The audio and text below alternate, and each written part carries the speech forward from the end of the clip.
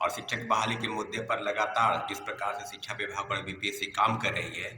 इस बात को प्रमाणित करती है कि सरकार के तरफ से जितनी भी योजनाएं और शिक्षक बहाली के नाम पर जो चीजें हो रही है, खासकर पूरक परिणाम, सप्लीमेंट्री रिजल्ट को लेकर जिस तरह की चीजें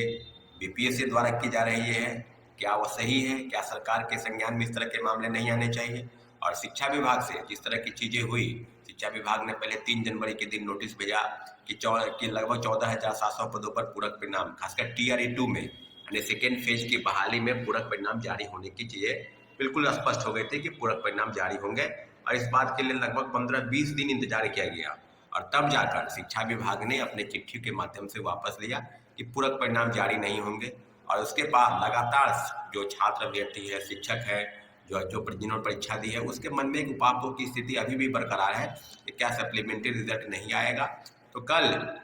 SC/ST यानी अनुसूचित जाति अनुसूचित जनजाति के वेलफेयर के लिए समाज कल्याण विभाग द्वारा जो शिक्षक बहाली निकाली गई थी, उसके पूरक परिणाम जारी हुए हैं। तो क्या इस तरह के ग्रीवांसेस जो बताए जा रहे थे ग्रीवांस सेल में, बीपीएससी द्वारा स्पष्टीकरण मांगा गया था कि जिन लोगों का ग्रीवांस सेल में इस तरह की चीजें हैं, कोई आपत्ति है, खासकर मिनिमम कट ऑफ को लेकर या कोई ऐसा चीज, तो उसके लिए भी डॉक्यूमेंट अपलोड कराने की बातें की जा रही थी,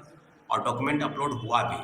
तो सारी चीजें अब बिल्कुल इस बात को प्रमाणित करती है कि क्या बीपीएससी द्वारा और शिक्षा विभाग द्वारा जो घालमेल किया जा रहा है, और घालमेल कहने के संदर्भ में कि सप्लीमेंट्री रिजल्ट, जैसा साथियों आपको पता है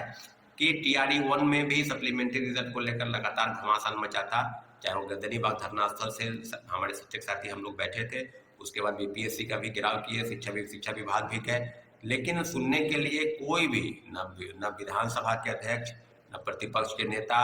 न सत्ताधारी दल के नेता, न विरोधी दल के नेता, किसी भी राजनीतिक दल के नेता को इससे कोई मतलब नहीं। सिर्फ बयानबाजी करना इस बात को प्रमाणित करती है कि हमको शिक्षकों का वोट चाहिए, हमको आपसे बहुत सहानुभूति है, और गोल मटोल बात करके शिक्षक अभ्यर्थियों के बातों को गुमराह किया गया। और वही लोग जो लोग पहले विरोधी दल के नेता थे, जैसा कि सबको पता है कि विरोधी दल में विधानसभा और विधान परिषद दोनों के विरोधी दल के नेता सम्राट चौधरी और श्री विजय सिन्हा जी आज बिहार के उप मुख्यमंत्री बने हैं।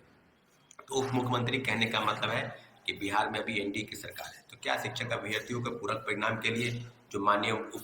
पूर्व उप मुख्यमंत्री श्री सुशील कुमार मोदी का बयान आप अगर आप देखेंगे, उन्होंने स्पष्ट कहा था कि 40,000 पदों पर पूरक परिणाम जारी होने चाहिए। और जिलों से जो फर्जीवाड़ा का डाटा है, वो डाटा आंकड़ा अगर आप देखेंगे तो कई जिलों से, अभी भी कई जिलों की सूची आई है कि शिक्षक अभ्यर्थी फरार चल रहे हैं, कहीं इतने गलत प्रमाण पत्र के आधार पर जो नियुक्त हो गए हैं उनको बहाल किया जा रहा है, सीटेट फेल, STT फेल, स्नातक के कई फर्जी डिग्री, डोमिसाइल की डिग्री फर्जी,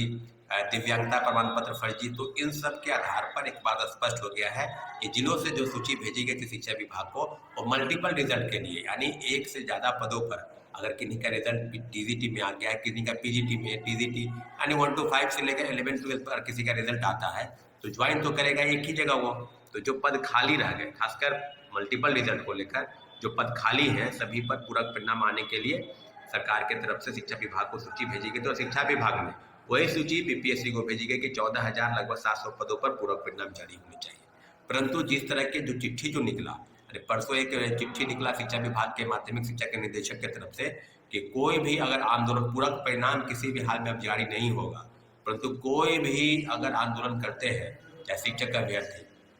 तो उनको चिन्हित किया जाएगा। जैसा कि साथियों पता है कि हजारों की संख्या में शिक्षक अभ्यर्थी पहले भाजपा के जो प्रदेश कार्यालय वहां पर, जेडीयू कार्यालय भी गए, आरजेडी कार्यालय भी गए, और सब जगह से उनको मारपीट कर भगाया गया, फर्जी FIR की धमकी दी गई, पुलिस बल प्रमुख द्वारा इनको वहां से भगाया गया। तो क्या शिक्षक अभ्यर्थियों की वो मांग बिल्कुल जायज नहीं है?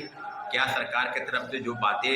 विरोधी दल के नेता के तौर पर या विपक्ष के नेता के तौर पर आप बोलते थे, और सत्ता में आने पर वही चीज आपका मौन पर धारण हो गया है? तो सभी चीजों पर इतना जरूर है कि सरकार की तरफ से जो भी लेट लतीफी हो रही है उसका खामियाजा निश्चित रूप से एनडीए की जो सरकार है और जो भी वर्तमान में काम कर रही है, सभी पर कहीं न कहीं ध्यान की जरूरत है। तो हम इस बात की पुष्टि करते हैं, और निश्चित रूप से सरकार की तरफ से जितने भी संज्ञान शिक्षक बहाली के नाम पर नहीं लिया जा रहा है और लगातार शिक्षकों को गुमराह किया जा रहा है, इस बात को पुष्टि करती है इस चिट्ठी से कि आने वाले समय में शिक्षक अभ्यर्थी अपनी मांगों को लेकर कहीं कोई डरने की जरूरत नहीं है। सप्लीमेंट्री रिजल्ट की मांग हमारी जायज है और इसको हम किसी भी हाल में लेकर रहेंगे। जैसे कि साथियों पता है कि TRE1 में दर्जनों याचिकाएं माननीय उच्च न्यायालय में दायर हो चुकी है। इसलिए TRE 2 में भी SC/ST वेलफेयर का अगर रिजल्ट आया है तो सभी पदों पर सप्लीमेंट्री रिजल्ट आना चाहिए। इसके लिए हम लोग प्रतिबद्ध हैं और लगातार सरकार से गुहार कर रहे हैं। लेकिन इतना जरूर है कि तुगलकी फरमान जारी करने से कोई भी समस्या का हल नहीं हो जाता, यहाँ तक की समस्या बढ़ती भी है। इसलिए सभी पदों पर तुरंत परिणाम जल्द से जल्द जारी हो।